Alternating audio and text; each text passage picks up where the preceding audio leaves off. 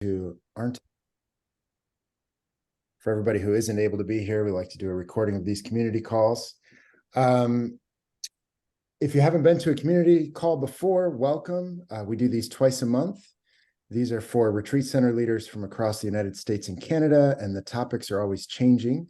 The topic for today's call, crafting your center's online presence, applies to pretty much every center, and that's what we try to do with most of our calls. We try to get a topic that really will have some impact in your day-to-day work and will matter to you. If you have ideas about new topics that we haven't covered, or you're looking for where we might have covered it in the past, please reach out to me or to Erin McAuley, who's also on the call from RCC. We're happy to either connect you to a blog post or a video from a call we did maybe earlier this year, or put it on the list for topics that we want to bring in the coming months and years, hopefully, of this community. Community calls are a collaborative space. We're all knowers and learners. So if you have an idea or a question, we really encourage folks to chime in with those. Where this call came from is I somehow got on Omega Institute's mailing list, and I received this beautiful booklet of their programming for the year. And I thought, boy, I haven't seen one of those before. Is everybody doing these or not? And I started looking through it, and I thought, this is so polished. There's so much going on. It all seems thematic. I feel like I know what's happening. It must be really easy to read. And I thought, who's doing this? And we reached out to Omega, and Omega connected us with John Ferro, who's going to be our guest presenter today.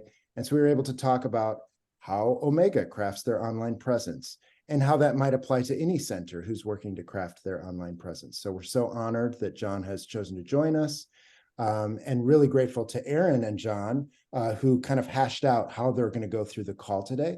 So I'm going to spend more of my time monitoring the chat and all the questions that we might have as a community for John and John's expertise. And Erin will sort of act as our facilitator today. So I can introduce Erin and John here to take us forward with our call. Lots of folks coming in. Welcome to everyone who's just joining us for our call on crafting your center's online presence with John Ferro. Welcome, John. Well, thank you so much. I really appreciate it. And before we get started, I think one of my colleagues just beamed in, Rocky Joseph. So maybe wave in the gallery view there, Rocky, to our group. She's our Chief Digital Content Officer. And I will turn it over to Erin to start leading us off. Yeah, well, I just like to echo what Ben said. I'm so grateful to have this conversation with you, John. I was really excited. Our first little conversation we had went so well, and I was just excited about all the different topics that we have to dig into here. For those of you who don't know, I'm the RCC admin assistant. I started last October. I've been doing a little bit with RCC to work on our branding and web development, and I have also been working for the last 16 years as a book designer for independent authors. So design is something that I'm very interested in: communication, storytelling, how we relate to each other.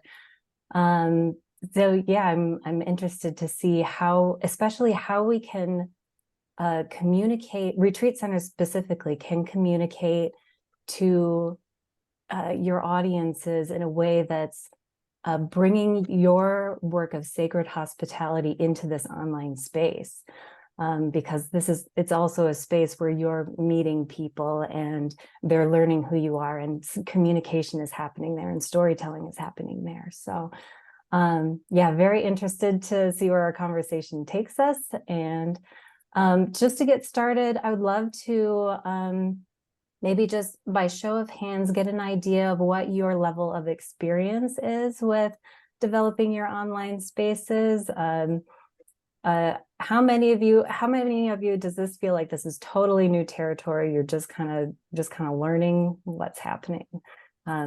You're here to figure out, what goes into shaping an online space. Raise your hand if that's where you're at.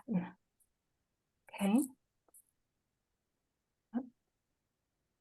And how many of you have just some basic experience and you would like to you'd like to maybe learn a little bit more, you maybe have experience with a website, but maybe not social media, you're just looking to dig into it a little bit more and learn some more, raise your hand if that feels more like you.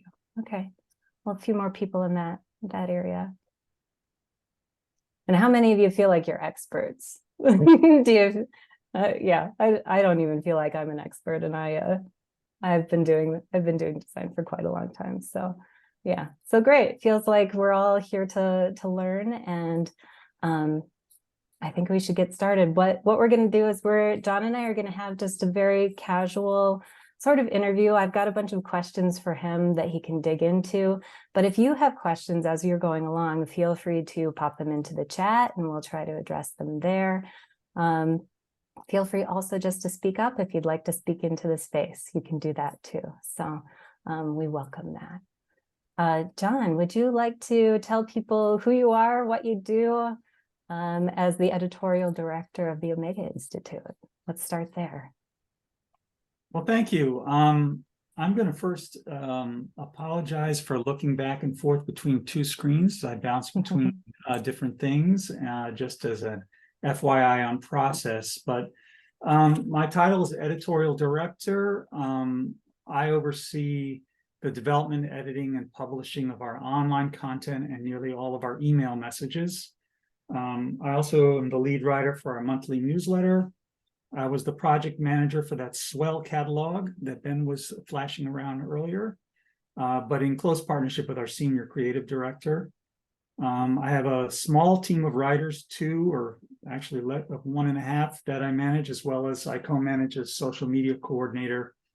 And I do all the budgeting for and oversee all of our paid social media advertising. Before joining Omega 6 years ago, I was a newspaper reporter and editor for about 30 years. And so you could say I'm a recovering journalist. Laughing. Yeah, that sounds good. Yeah, that looks like the next question I have on here is, what can you tell us about branding? What's a brand and why is it important? All right, so let's make sure that we understand that I am not the all-knowing. We have a team at Omega that handles different pieces of this, of our branding, our content development, the style, our imagery, and so I'm relying on some of their input here. And so I reached out, and I think this is sort of a definition that we've used, I think that we've gathered from our own research. But here's a way I would define the brand. Brands are about perception, communication, aspiration, and identity. It is the sum total perception of the customer experience. So a logo can be part of a brand, but so is a slow response to an inquiry on a usable website or difficult instructions. Your brand voice is what you say, and the tone is how you say it. And I'll give you an example, right? So Omega's voice aims to convey us as a trusted go-to resource and thought leader in the field, while our tone aims to be relational, relevant, inclusive, and optimistic, among other things. And so ultimately people align themselves with brands which reflect their own aspiration and ideals. And you could argue that, brand, everything adds up to brand. And I got this cute little cartoon that I thought was interesting, so I'll share it. You can see that marketing conveys one message, advertising conveys the message repeatedly, public relations comes at the same message from a different point of view, and branding requires, if it's done well, the message is already received and understood. So that's how I would define that. So then do you go in with your team and workshop together, shaping the tone of how you communicate? Yeah, so we do that a number of different ways. We do it on a planning level annually, where we come up with a message focus document that sort of outlines our messaging for the year. We do it weekly in meetings that we have. There are different types of groups, a storytelling group that gets together, a marketing group that gets together. We do it daily as we edit and proof different communications or articles or videos or emails. So it's always happening at different levels and at different times. And what about the visual component of branding? How does that fold into what Omega does? Do you go ahead? Well, so, I thought, what I would suggest is, I'm just going down our list of questions here. We do have a branding guide, so I can answer that now. We have a senior creative director who oversees the sort of visual aspect of it. And this is a guide that shows, for instance, a little bit about our logo, and then how we are to use the logo. And then we have a color palette for our actual for Omega itself. And then Omega has two mission-based centers, the Omega Center for Sustainable Living and the Omega Women's Leadership Center, and they have their own color palette.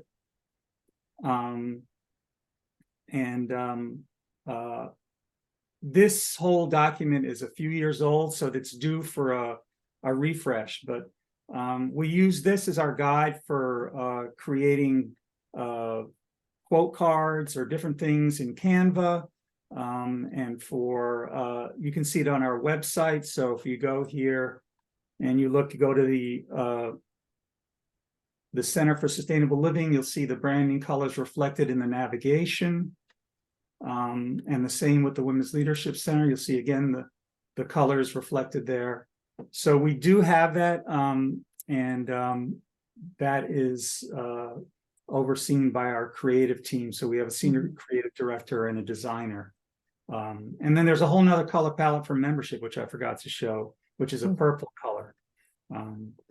But yes, we do. Okay. Yeah, great. So could you go into maybe a little bit about why branding matters? What there can be a little bit of resistance because it feels very corporate when we talk about branding, maybe a little too capitalist, but what can be useful about branding? Why do we need to think about that? So I see it as the way you're conveying, and I'm going to say our value and our mission.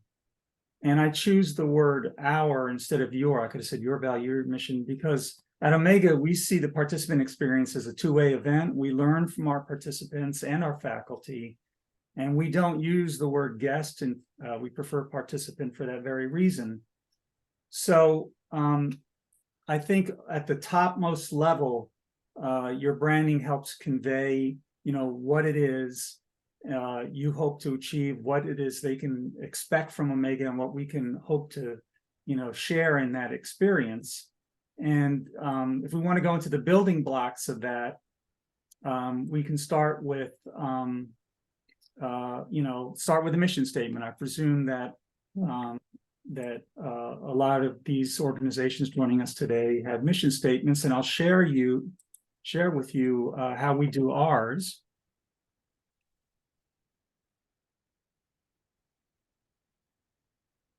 So we start off with a vision statement where Omega envisions a world where all people can awaken their full potential while caring for each other and the earth. And then we have a mission statement through innovative educational experiences that awaken the best in the human spirit. Omega provides hope and healing for individuals and society. Then we go deeper into what our values are. You can see holism, community, sustainability, service, and integrity. What our aspirations are. And these deeper levels are drawn from our strategic plan. And so I see to go back to the original question, I see brand as a way of reinforcing this page, all the messaging that's happening on this page, and then trying and seeing that as sort of the North Star for everything else that comes after.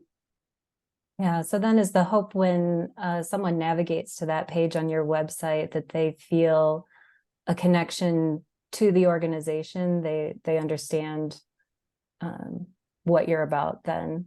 Yeah, I want them to feel that in every encounter they have, right? So that's more overt, that's, direct message, but I think, we try to imbue everything that we share with those values, with, communicating those values, however, maybe a brief mention. It could be just our slogan, which is awakening the best in the human spirit, but that shows up on on our press releases. But always try, however you do it, trying to convey those aspirations, the mission, the vision, and all of it into everything that we do. Yeah, and I imagine some of that messaging comes through more subtly too, when you connect the colors to the verbal messages or the written messages. The more people are exposed to that branding, as we call it, it reinforces that identity. Yeah, that's where our creative director is just brilliant. I mean, she's always thinking about that part of it and how all of those elements can dovetail with that mission, that brand. Mm-hmm. Yeah, Ben, did you have your hand raised? Yeah, it was reminding me of this concept that we've talked about in the RCC's green paper, this idea of sacred hospitality and how that sets retreat centers apart from just sort of generic hospitality organizations, and that we're really cultivating these sacred spaces, or, the power of place and space is one of our key values, and how that's so unique to retreat centers. And this is kind of taking that and not only moving it into our Zoom community conversations, but actually into the visual representation in general of our organization, so that they're actually getting that sacred hospitality just from the colors and the images. Yeah. That it's even down to those little details. Yeah.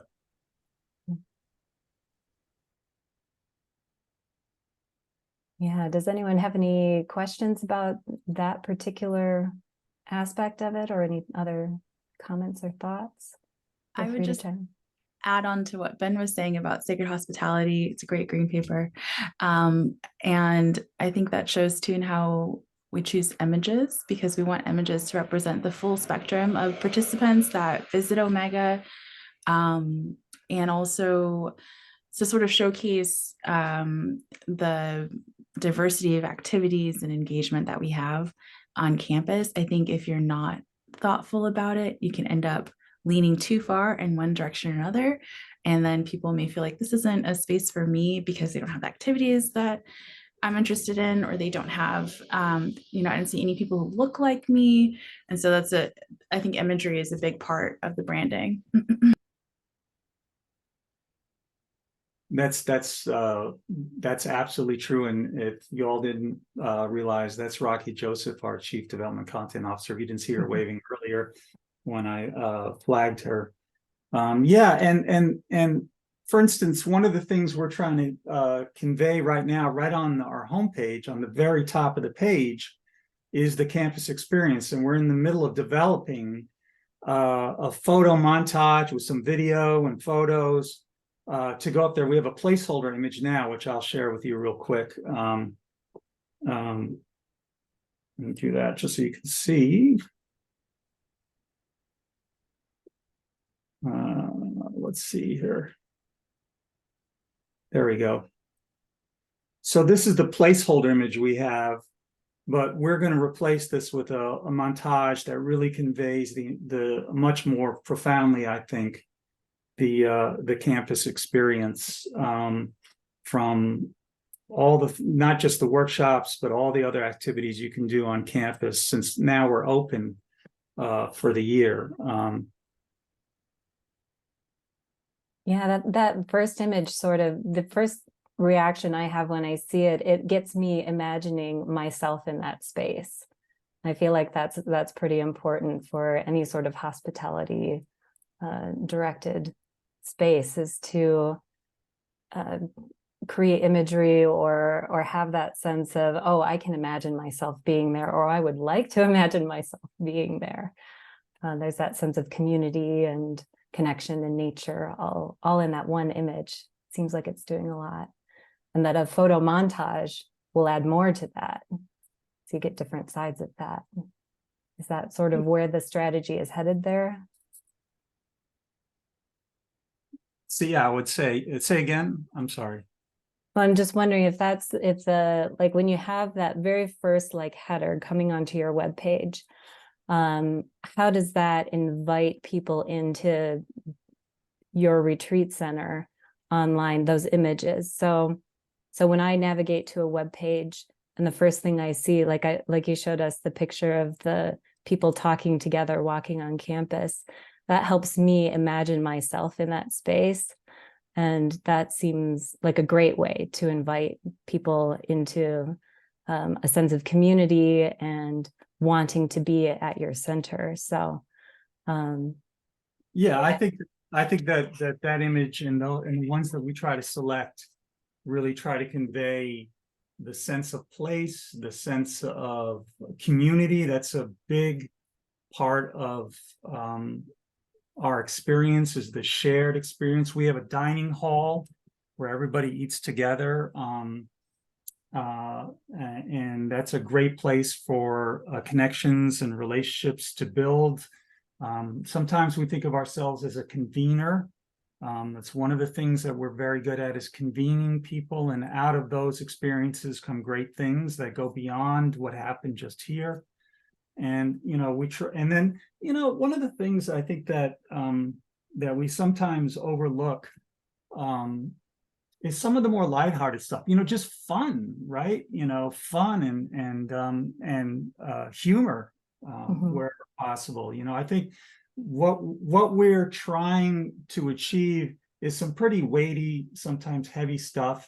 But it can be fun, and it often is fun just to come on campus and have a great time. We had Elizabeth Gilbert here this past weekend, and I saw a video from her workshop where they were all just dancing. They're just going crazy dancing.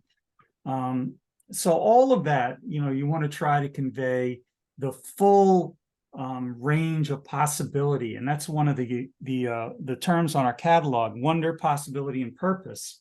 The full range of possibility when you get here. That we go back to one of the things I mentioned before, was that we want to have optimism be a key part of what we convey. Yeah, I love that you brought up like the humor and the joyful element too, because the work can be very hard and go very deep, but a lot of people need a little lighter engagement to get them to some of the deeper stuff.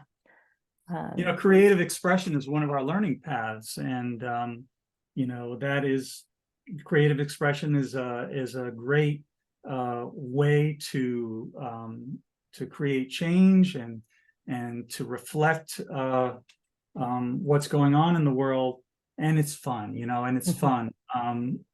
So that's a very important part of everything that we do here and offer at Omega. Just one of the things. We have a question in chat, it looks like, from Sandy Rosenberger, wondering, the photos are very high quality. Are you using a professional photographer?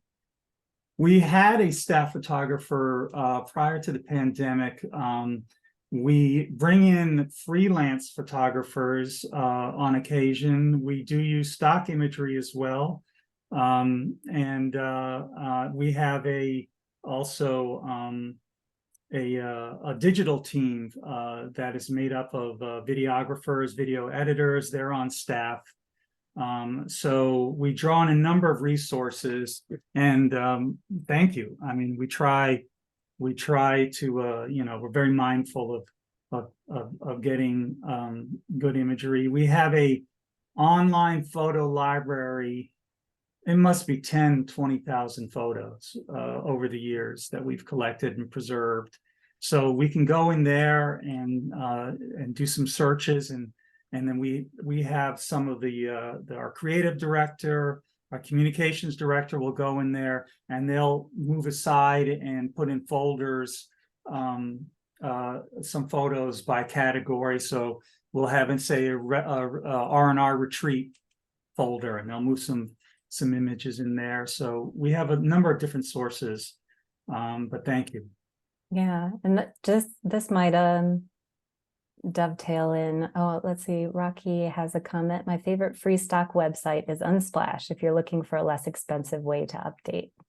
So remember Unsplash, everybody, if you'd like to have some resources there. And we use Dreams Time is the one that I think one of our primary ones. Dreams Time, one word. I'll put it in the chat. And kind of dovetailing with that question, so if a retreat center would like to use photography of something that they have offered, either their own programming or a hosted retreat, do you have any advice for how they go about taking those photographs, getting permissions? How does that work for Omega? Well, I know we have language that we disseminate to participants.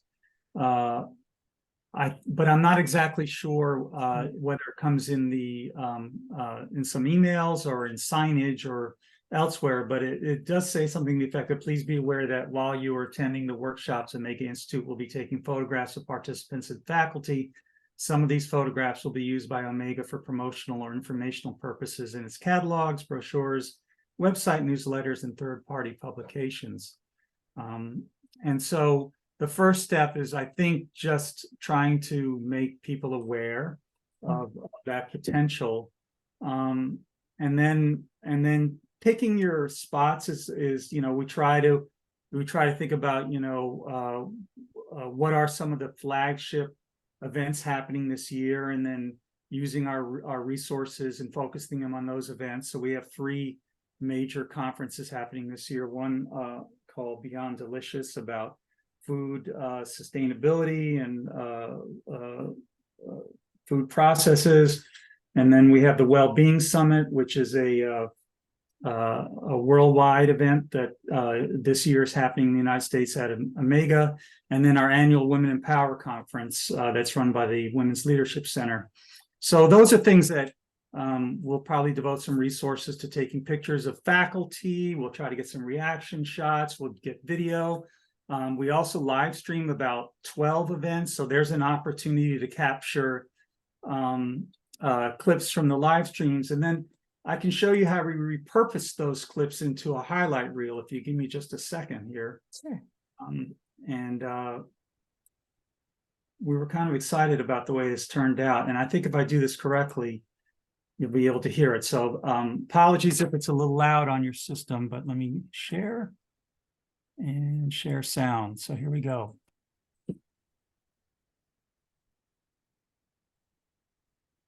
I hope you could hear the laughter. I'm just speechless. Thank you so much. This was so much fun. We're connecting up to the divine blessing, bringing it right to the core of our being.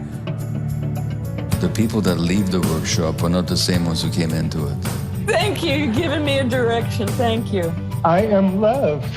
I could feel the energy of your heart.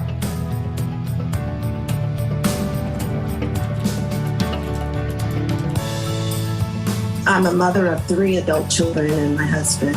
You're a mother of 3 adult children and your husband?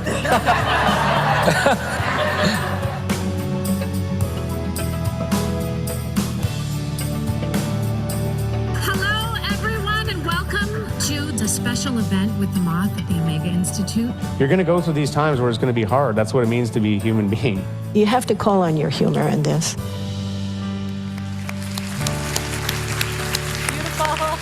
Thank you.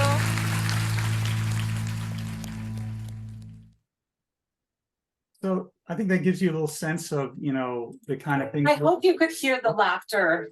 Gives you a sense of the kind of things that we try to capture in terms of the workshop experience. Were you all able to hear the audio there? Yeah, good. Yes. All right. Yeah, so it sounds like recording or photographing doesn't necessarily impede your offerings, and it may actually enhance some people's experience because they're able to participate from far away, even though they weren't like in the physical space. Well, yeah, that's so the live streams. So we have about 220 workshops this year, and I think 12 live streams. That is part of our strategy to diversify and increase our digital workshop offerings. And we can talk about some of the other things that we've developed in the last couple of years.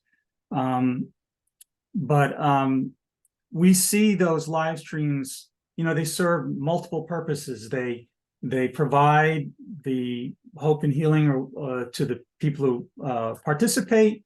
They expand our brand to people who can't make it to campus. They create a wealth of content that we can use. So that's a promotional video that we did, but then we'll go and we'll take a little, 2-minute bite and turn that into a video that becomes a content item on our, on our website. Watch this meditation by this teacher. And so we have a couple of those right now in development that I'm working on, but there are many others on our site. You can see them.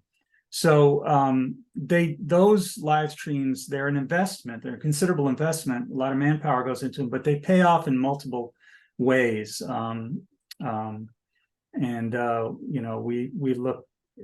look forward to doing them. I serve, and my team serves as chat moderators on those. So we'll have somebody dedicated just to sort of holding the space for the remote participants. And I did my first one last year, and it was an incredibly profound experience to be in the room with these remote participants. And there was one moment where there was a musical act on stage. It was Mary Magdalene. Megan Watterson was the teacher, and somebody was beaming in from Greece, walking up a hill with her iPhone, going to some shrine to Mary Magdalene as she's watching, listening to this. And it just, it was incredible. So there's a tremendous opportunity in those to leverage them in many ways. Wow, that's amazing. And you get those worldwide connections too coming in. Yeah. We do have a question in chat. I like that photo waiver language. Where do you publish your photo waiver language? Is it on your website or registration? I have. So I'm going to put my email in and email me. I don't know the answer to that off the top of my head. I tried to find out beforehand. It's not part of my. I can jump in here if it's helpful. Thank you. I know 2 places, but I suspect there are even more. But at the point of registration, we send a really lovely confirmation letter, not like it's via email, but it's a letter. And it has the language incorporated in there.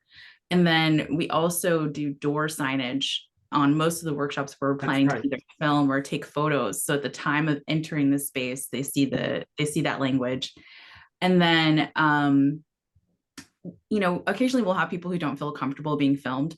And while we can't guarantee 100% that they're not going to be on camera, especially if they ask a question or something like that, we kind of create a little section for them to sit in the workshop where they're not in any way separated from others, but so that the camera operators can kind of avoid that corner. And that gives people a little bit more privacy if that's what they want. And then also, some of the events that we photograph, from what I understand, also include special events where it can include, Omega donors or Omega members, and they're thrilled to be featured. So it's also about just finding people who are friends of the institution and excited to be part of the family and to be featured. Great, thank you. Bailed out by Rocky. Thank you so much. So just a little thread about this, timely. If we want to wrap up just the section about branding, do you have any branding best practices that could apply to any retreat center? So if you're just starting to think about branding with your retreat center, where should you start? What should you keep in mind? First steps. Well, I would start, if you have one, with a strategic plan. I mean, to me, the goals, the aspirations laid out in that, as I said, are your North Star, and will determine how and what you say going forward. I think an annual message review is a good practice to have, gathering all your stakeholders together to look over, where you were last year, what has changed in the world, what's going on in the world, and how that may influence what you want to say in the coming year. I think perhaps an overlooked resource will be old publications. We just cleaned up our marketing office area. And there's just countless old catalogs and brochures and other communications that we winnowed because there were so many of them, but have tremendous resource of stuff that we can pull from them perhaps in the future. I would say don't be afraid to ask for help. We do use consultants, some, but not all are paid over the years. Those are my top 4.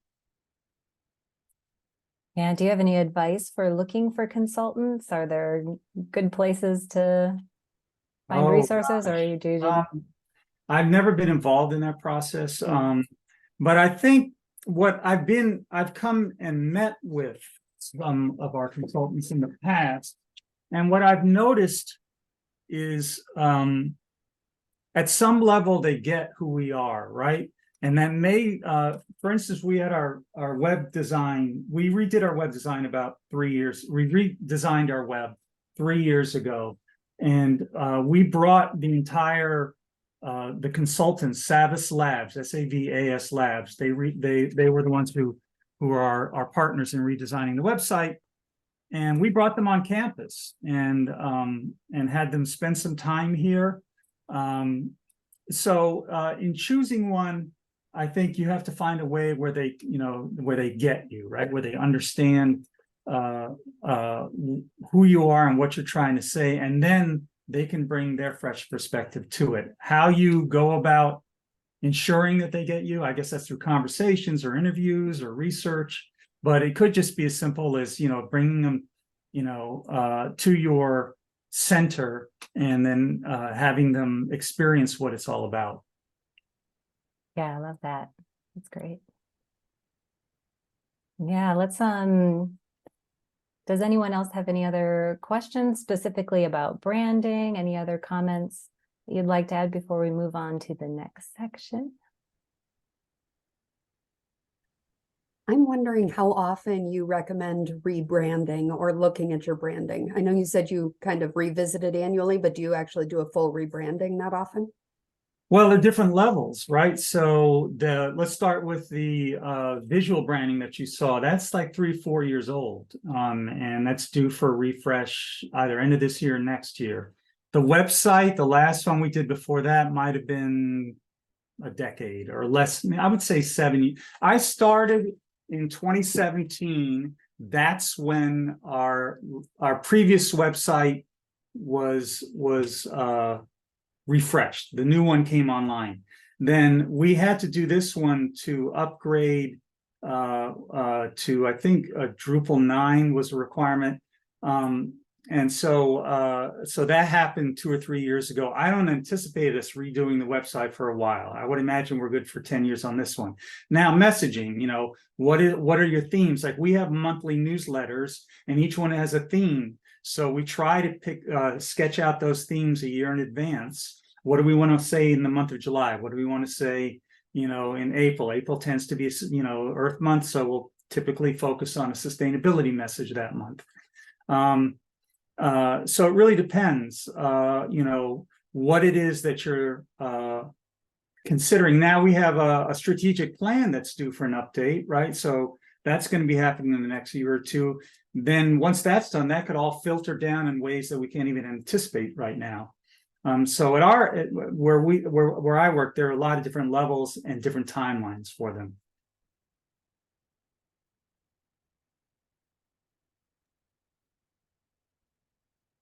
Any other branding questions? Feel free to speak up or pop them in the chat. We'll also have a little bit of time at the end for more general questions if something comes to your mind after we move on. I'll go ahead and move to the next question, which I'm really excited to hear your responses to, John. So retreat centers are really looking to engage with wider, more diverse and younger audiences. How does Omega style their online presence to reach audiences like that? The tough one, because I talked earlier about, I think, as part of your branding, you want to understand who your audience is, and our audience tends to skew a little older, a little middle age and up, more women than men. And so we want to make sure that we understand that both in our programming and our messaging, but we also want to cultivate. It was something I encountered in newspapers. It was the same situation. You had newspapers were read by or are read by older readers and younger ones.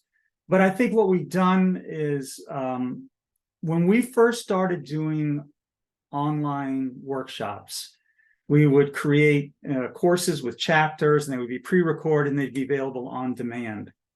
And this started before the pandemic. And then when the pandemic happened, we tried to pivot to other ideas. And one of the things that surfaced was the idea of doing shorter workshops that are only maybe an hour or two max. And they're also at a much cheaper price point. So some of those around $39, $49 versus a live stream, which is around $100. And one of those on-demand things might be more. And so we came up with the Omega Teacher Studio, which is our 1 hour workshops. And I can show you a little promotional video for that. So you can get a sense of what that's all about. And the reason I bring that up is I think some of these shorter and more economical or affordable options might appeal to some of these audiences. The other thing would be programming, but let's just take a look at the whoops, I gotta do it over because I forgot to share the sound. Oh, it is shared. Okay, good. All right, so let's do this. Oh, that's the last one. I hope you could hear the laughter. Let's go to the Teacher Studio, if you bear with me.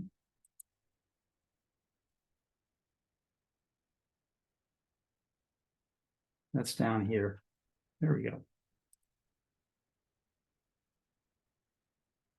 Now, that first video, the live stream video, was produced by a digital department. So these are the videographers, and they have Adobe Premiere. They're all black belts in that software. So is the creative team, but I think this one was just produced by our designer, our creative team.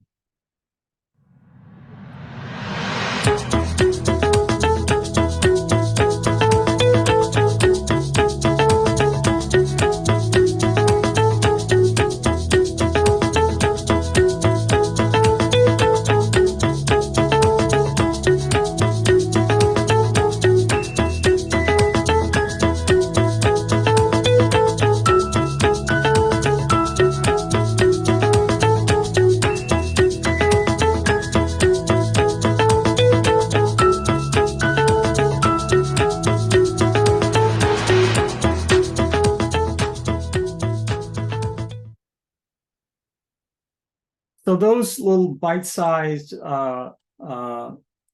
workshops, I think, might hopefully draw in a younger audience. We also every year have something called Family Week, which is where parents and their children can come, and the children take their own workshops, the parents take their own workshops, and then they reunite at the end of the day and at the dining hall or whatever. And so I think that sometimes can draw in some young families. But it is, I think, a bit of a challenge for us in trying to get the younger people. Programming, obviously, if you pick a workshop faculty that's popular with younger people. That's going to draw. Amanda Palmer is coming to our campus this year. She's a musician, and she has a whole Patreon following that's her own.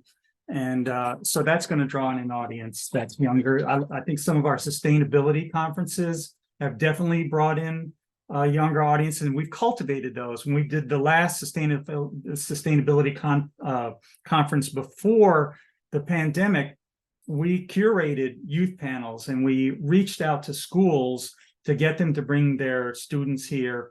And so some of it just may be outreach and offering, say, discounts or scholarships to workshops for certain groups of young people. Can I add on, John? Please. I just want to add two things. So earlier, John mentioned our initiatives, including the Omega Women's Leadership Center, but we have an overall umbrella for impact programs called Taking Care of Change, which is meant to support people on the front lines of activism and social change with the holistic offerings that Omega has. And that also means that we bring in a younger and more diverse audience through our impact programs. So we're living the mission, we're supporting people, but we're also raising awareness that Omega is here for people in different demographics. And then the other thing I'd mention is I'm very new to Omega, and I'm very interested in doing more email segmentation for our younger demographic, because it's challenging to not alienate our traditional participants who have been with us for many, many years by doing things like changing the website to appeal to younger demographics, things like that. But email is personal, it's in your inbox. So it's a great opportunity to push the way we brand a little bit differently, just segmenting on demographic. So I would say that's the second way. And then thirdly, I think John is being a little bit shy about social because Omega has a massive social following, which is one of the reasons why I was so excited to join the team. And that following absolutely skews lower, just if we look at the demographics of the platform where we have accumulated that following. And so as we continue to develop our social strategy, that's going to be a key place to reach younger audiences. And I just wanted to add too, like when it comes to the production of shorts like this, if your creative team is stretched, tools like Canva Pro and even on iPhone editing can do amazing things with a little bit of time and a couple of LinkedIn learning courses. So I wanted to throw that out there. Thank you. Rocky, we were going to get into social later on, but when you mentioned it, it made me think of our biggest social reach right now is Facebook, but our fastest growing is Instagram. And what has helped that is we hired a social media coordinator. She's 26 years old or 27, somewhere in that range. And she has started working with one of our digital team members, and we've really upped the number of reels we're doing on Instagram now. And again, that would skew younger as well. Yeah, those are great insights. I've got a little tickle in my throat here, so pardon me if I sound a little bit raspy with my next couple of questions. Yeah, thank you for those insights. Those are so helpful. Let's see. So the next question here I have, so how do you have so many things going on, all of these different elements, herding cats, as we like to say. How do you go about organizing all of that information in a way that's not overwhelming? You know, how do you structure delivering that information to people who are interested in Omega? All right, so I think the best way is to go back to the website, and I'm going to pull up a couple of pages here. Let's do this. Resume, share.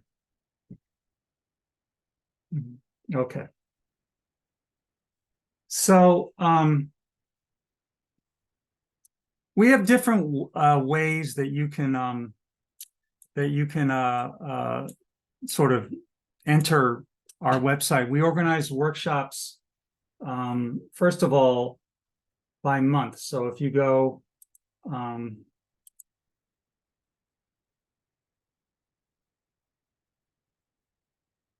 so with 220 workshops, we had sort of a feed initially that just listed them all, and it was just unruly. So we decided to break them down by month.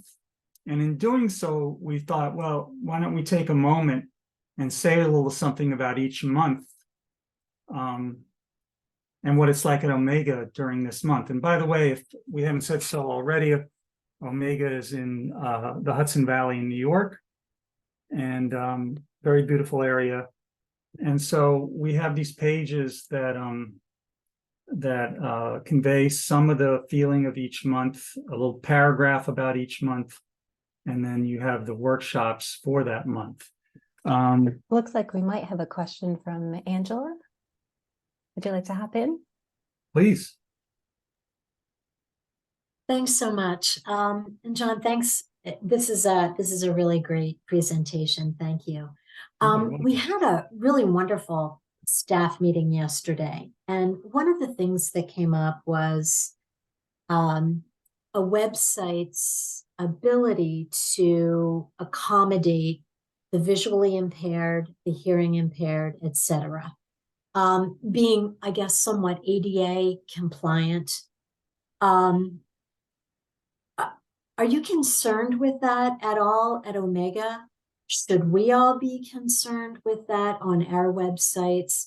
Is there a liability if we are not concerned with those kinds of things? My understanding of one of the precipitating forces behind our website redesign was the ADA compliance and making it more compliant. We try to there are ways you can meet those requirements in different through our website. For instance, when you enter a photo into our photo library, you need to put in a description that would be read by a reader of that photograph. So like somebody clicks on the photograph as that reader, it will say, here's a picture of some, vegetables, as we were looking at the August thing. For our podcasts, we do transcripts that we provide underneath the podcast. And those are the two that I know off the top of my head. Rocky, jump in if you have any other thoughts, but it is a challenge. It is something we embrace and that we have thought about going forward. When you take part in our live streams, there's a live transcript going on at the same time. So that's for people who may be hearing impaired.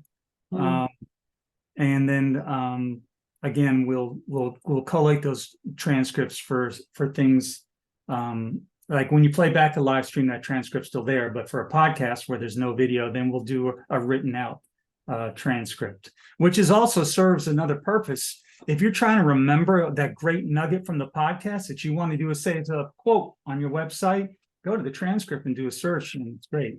So those are a couple of the ways we do it. But yes, it's very important. Do you happen to have a resource that can help you with your website? Is there someone that Omega has used for that purpose, or maybe Rocky knows someone? I don't know. I know that the chief marketing officer who retired a year ago, she really owned that, and so I'm not sure that we picked up any of whatever resources she may have had since she left. So I don't know. Okay, thank you. And then Rocky put a note in here, and I'll just read it to you. It says accessibility is a priority of our JEDI committee and will definitely be impacting our digital going forward. But I think what you've done is you've sparked a question in our minds. So yay, we owe you. So I'll go back to a little bit of the organization that we do. So we talked about by month. Another way that we organize our offerings, and this is not only just workshops by content, is by our learning path. So let me share this screen with you. One moment. Okay. Oh, that one. All right. So first of all, I think having a good search on your site is really important. And when I'm looking for topics in articles that we have, I find that our search is really good. But you can narrow your search by whether it's a workshop, an online course, in person, or whether it's an article, video, podcast, and so on, or by looking for people. But beyond that, once you get your results, then you can go in and look at topics. So here are our 6 learning paths: body, mind, and spirit, health and healing, leadership and work, creative expression, relationships and family, sustainable living. You can also try and narrow it by a teacher. This is a rather long list, so you might be better off doing it there. And then again, whether you want your results to be filtered by one of our centers or initiatives. We also do the same here in our, you can also search for workshops, not just by month, but by those learning paths. So what we're trying to do here is give multiple ways for people to ferret out, what they're looking for. Let me just see if there are any other. Oh, and then let me share this with you.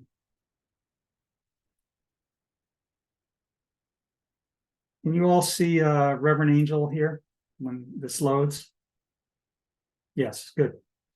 So Reverend Angel, on the back end of our articles and our workshops, let's say it's a workshop that Reverend Angel is teaching, there are tags on the back that allow content or workshops to flow in. So this is Reverend Angel's bio page, but conveniently, it flows in automatically a workshop or a course that she or maybe teaching or co-teaching, and then also the content, videos and articles in which she has been tagged, and then you can expand that and see more.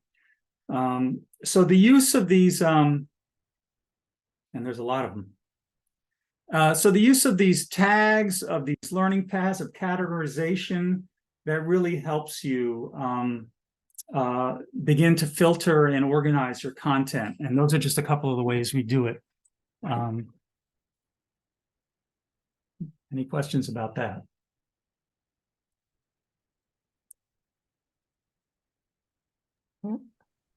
Yeah, it sounds like I love that you have different ways for people to explore your website, depending, because people will explore in their own ways, but if there's only one way to get to material, then they might not get there, but you're using the tags to interconnect things that are related. So people who have an interest in one thing may realize because of those tags that there's something else on your site that they also might be interested in. Which could eventually lead them to a workshop or something else, that a different way of engagement or a deeper level of engagement. I'm going to skip ahead here a little bit on our questions, because there's one of the things that you were going to ask is what is your most popular content? Yep. And in addition to it being somewhat interesting to see what is the most popular content on our website, I think it also speaks to brand and some of the challenges you face in protecting or enhancing your brand. So let's start with we have articles and videos, and on average, the articles, if you look back over the last 2 years, articles have accounted for 4 times as many visitors to our website than our videos do. Now, why? It could just be that we have more articles. Our content goes back to 2013, I think. So it's 10 years of stuff, and we may not have had as many videos in those days. I'm not sure. The stuff that really gets the most views is stuff that people find through Google searches. That's what drives the most popular articles and videos. So I'm going to bring up 3 of the most popular articles that they are the 3 most popular articles over the past 2 years. And I think you're going to get to see sort of a theme here. So let me share again.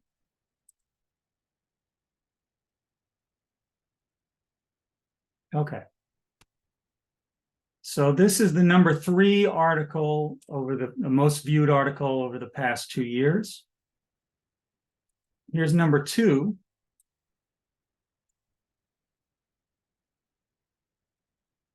And then this next article has received the 3rd most page views of any page on our entire website. That's including the home page, the workshops. This is number 3. And Tony Stockwell is teaching this year.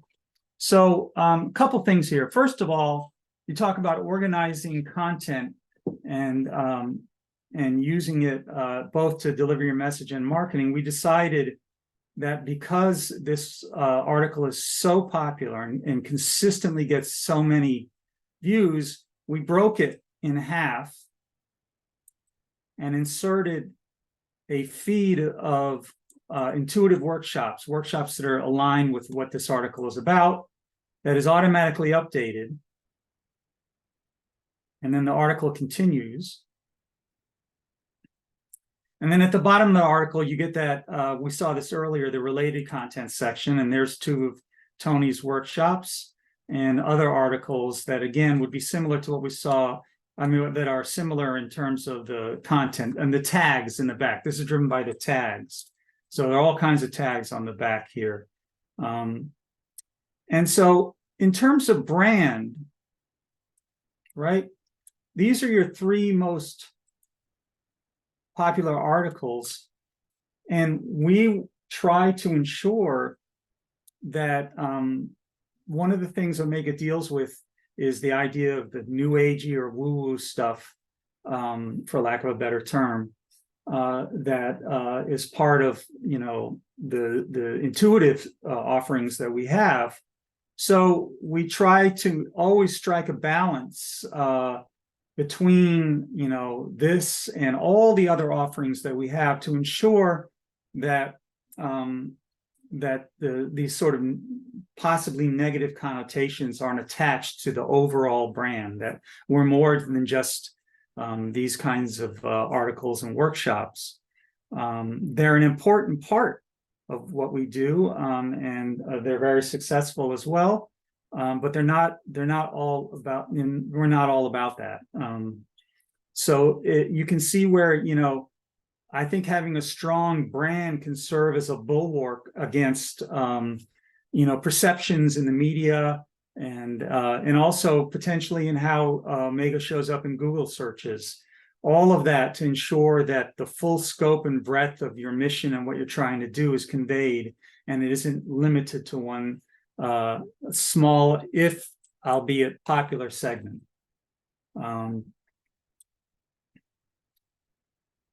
So I thought that was sort of an interesting experience where, and if you go down the list, there are more of these kinds of articles. There's one article that's like 8 ways to lower your footprint, your carbon footprint.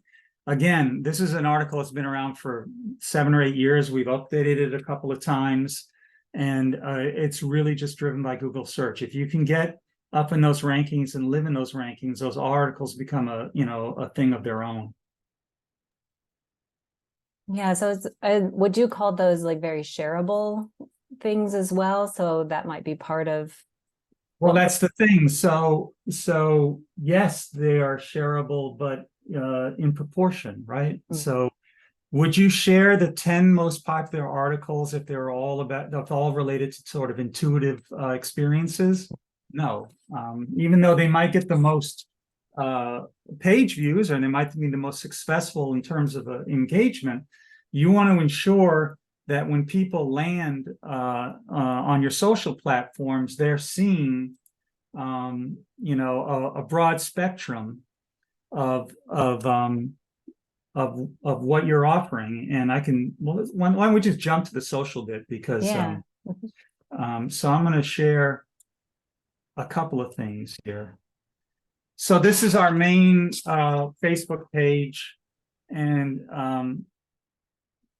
We share our own content. We try to go 2-to-1 our own content with third-party content.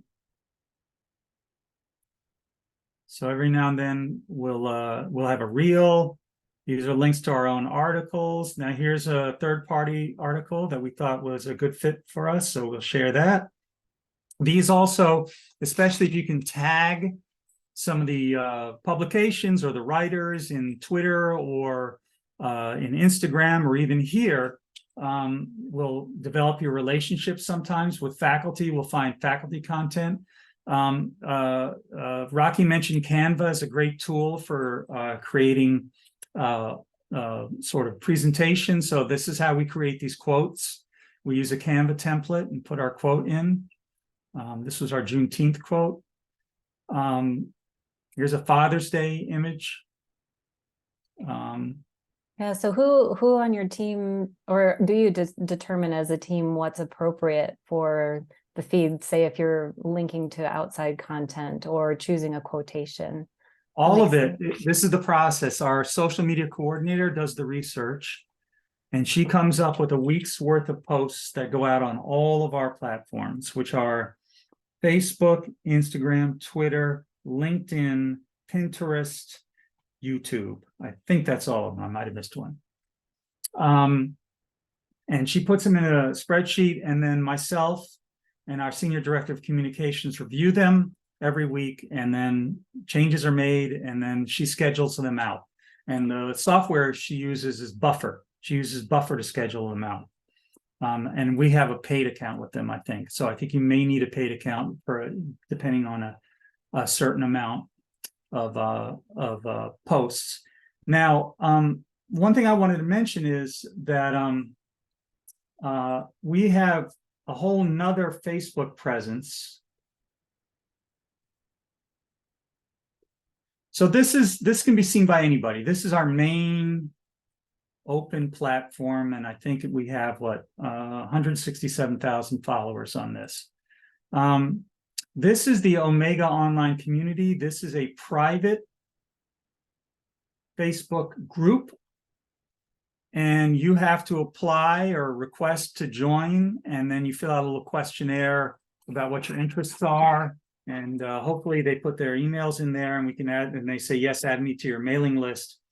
And what this is sort of, and this has now coming up on 9,000 members of this community. And what we try to do to convey here is sort of, who's in the community, what's going on in the community, what's going on off campus, but also what's going on campus. So here's Elizabeth Gilbert signing her books Friday night, and our team helping. I think it was 500 books were signed by Elizabeth that night. So we're giving people who feel connected to Omega a chance, if they can't make it, to stay sort of connected in an organic way. It is also, I've seen people who sign up for this who've never been to Omega, learned about this and said, hey, I want to join your group to get a sense of what the vibe is like on campus.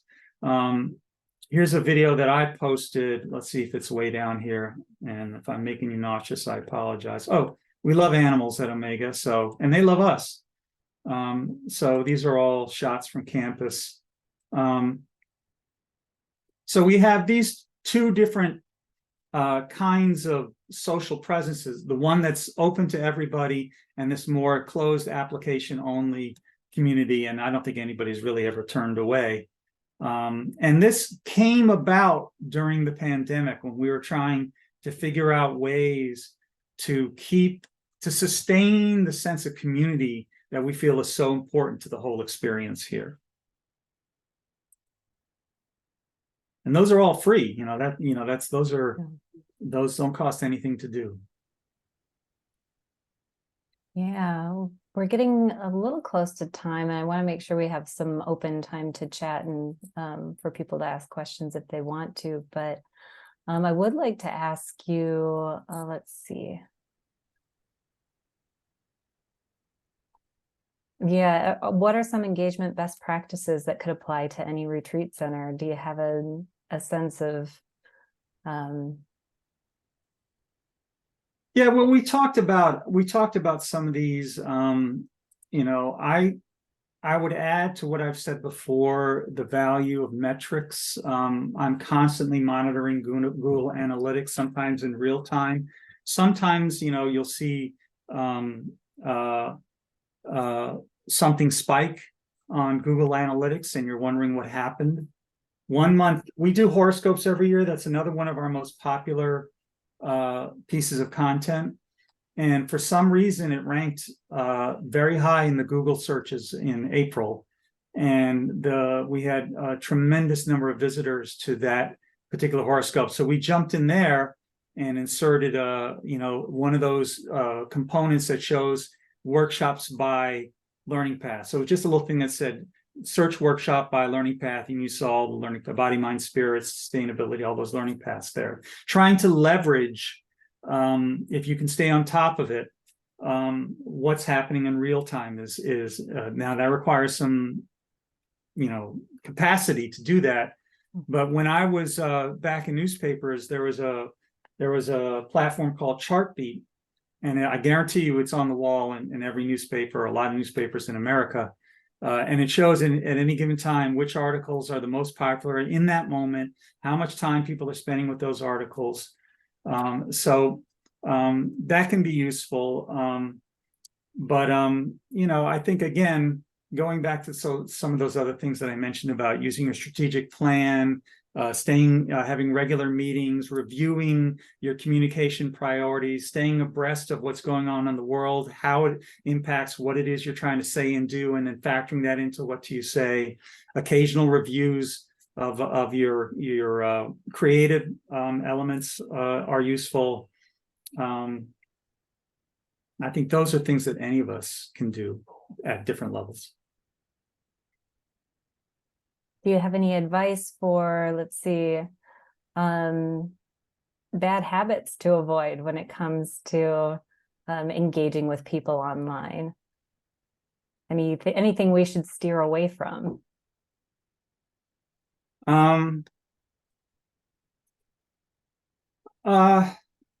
Yeah.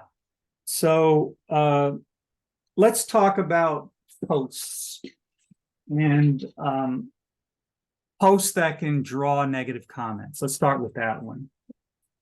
Sometimes we'll address them if we think there's a way to address a comment, and I can't think of an example right off the top of my head. But I found in the past that sometimes people will just put comments because they want to get a rise out of people, and these typically surface around posts that have to do with social change. And they usually happen most often in the paid social ads we do, because then those go out and get a greater reach of people who don't know us, because we're paying Facebook and Instagram, Meta, we're paying Meta to deliver these workshop advertisements to audiences who aren't really already following us. So you have new people, and some of these social change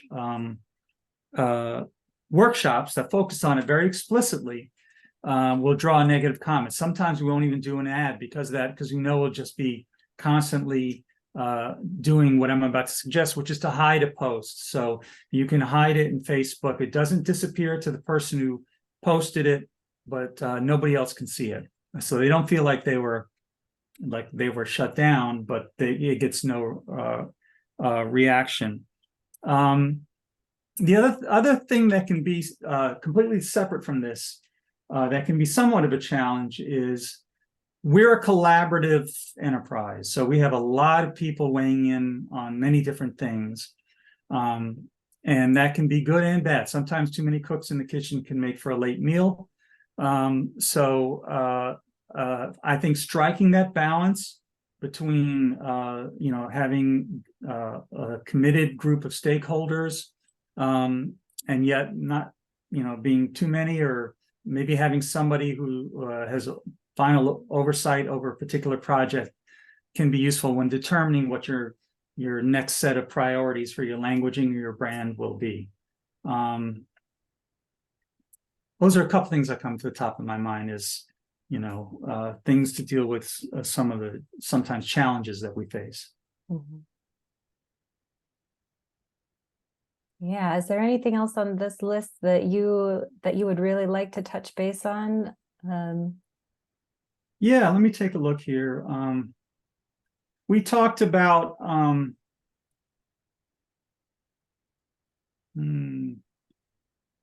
oh, actually, I think we pretty much covered a lot of this. One of the things we didn't touch on was you had a question about how do you find people online? Do you have a strategy for engagement that factors in search engine optimization and algorithms? And we do, it's baked into our website is what I'm told, that once we redesigned our site using Drupal 9, it has the sort of best-in-class SEO capabilities. And then it's also very flexible, so it can create these modules in different ways to present things on the site.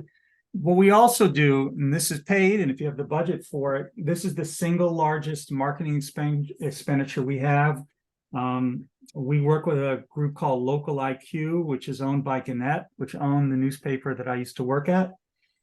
And they manage our Google paid search. So when you do a search item, search for a term, like just say search for sustainability, hopefully a workshop or something along those lines from us will show at the top of the search. And then remarketing, which are those little creepy ads that follow you around sometimes on websites. They manage that for us, and it does have tremendous return on investment for us, but it is not, it is also requires a decent expenditure. You have to, a little bit pay to play for these things. And we found, and I'm sure you found that over the last few years, sharing third-party articles or things organically, Facebook is, and some of the other platforms are suppressing that in order to generate revenue. So you have to find your balance between, what your budget is and what you want to achieve. All right. Well, I'd love to open it up to any additional questions people might have. Feel free to either speak into the space or pop a question in chat. Yeah, any questions you have about shaping your online space to open up that avenue of sacred hospitality to people who are visiting you through the internet?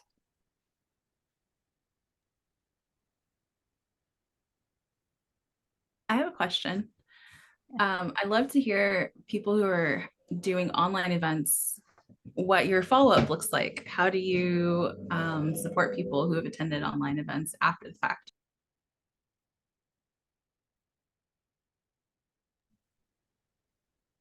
I have a question, but I can share an answer to your question. So we currently have an online moderating team that holds like the pre and the post experience for guests. And there is like if they're usually the recordings or the replays are given to guests for 30 days for most of our online programs. And there's a Vimeo portfolio held for that. And folks will they'll receive an email with a post experience survey, and also they'll receive an email with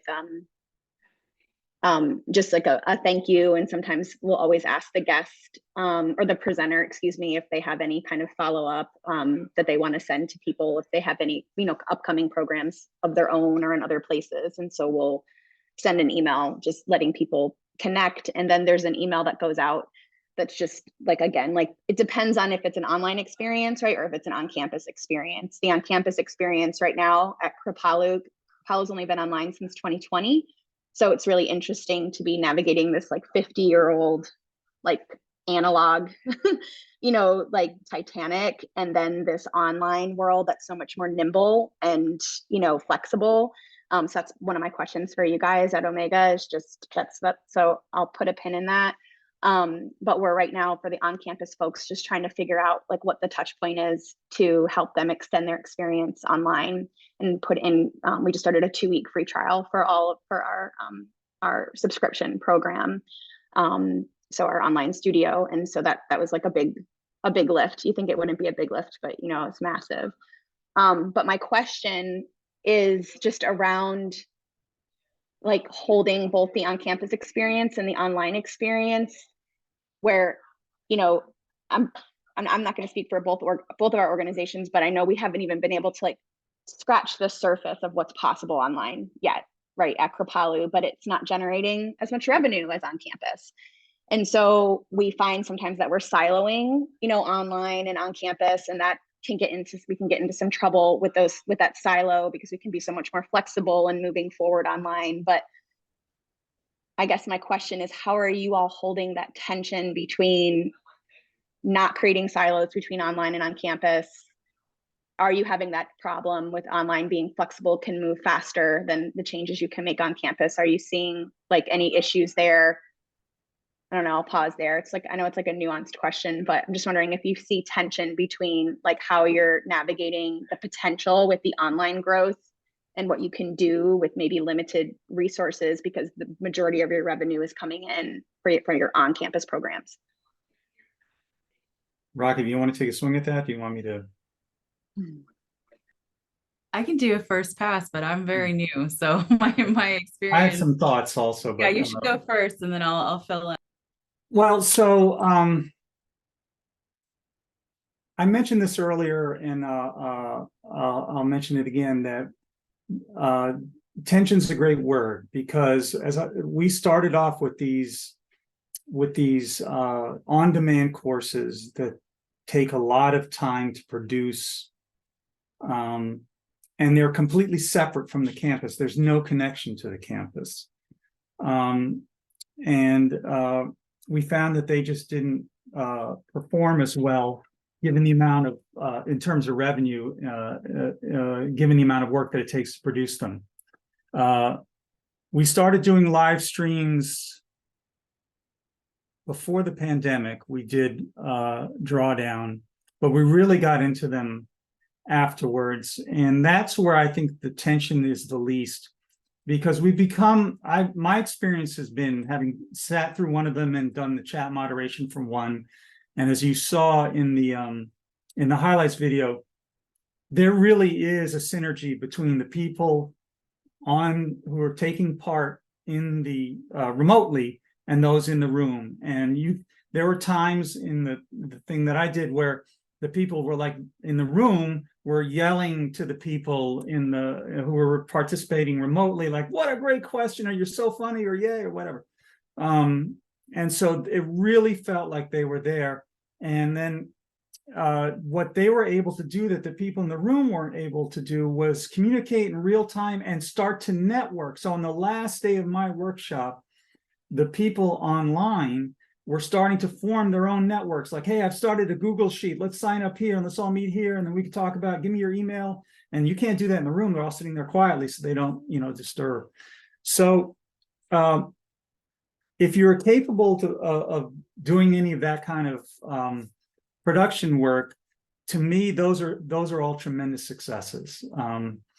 They don't generate the same amount of revenue because our revenue from our workshops is not just from the tuition, but it's also from people who stay on campus and the housing. So there's a whole different revenue stream there. But they have the potential for scale if you get the right faculty. So Pema Chodron, one of our most popular faculty, I'm trying to remember what the number was. It was tens of thousands, who signed up for one of her events. So you can scale that. But we share that, Jessica, with you guys in terms of, it's still a proportionally small part of our revenue stream, but one I think we can grow. And then the teacher studios, I think, have also been successful. When I say successful, they've met their projected, the amount of participants that we projected for them. It's a small projection at this time. We're modest in our projections. We want those to be higher going forward. And I think one of the keys to unlocking that is making sure that you preserve and then augment your email list. So to ensure that you can reach more people. If your email list is dwindling, then you've got to find ways to add to it. And there's somebody else in our staff who's much better, well-versed at this than I am. that is your potential for reaching that remote audience. And before I stop talking, I want to show something that Kripalu has that we're envious of, because it is like the most shared thing from their campus. I think this was shown previously, but you talk about simple ways to create engagement. And I hope this is, I think I did a quick Google search. Jessica, is this the sign that I'm talking about? Is that your sign or no? Yeah, that's our sign.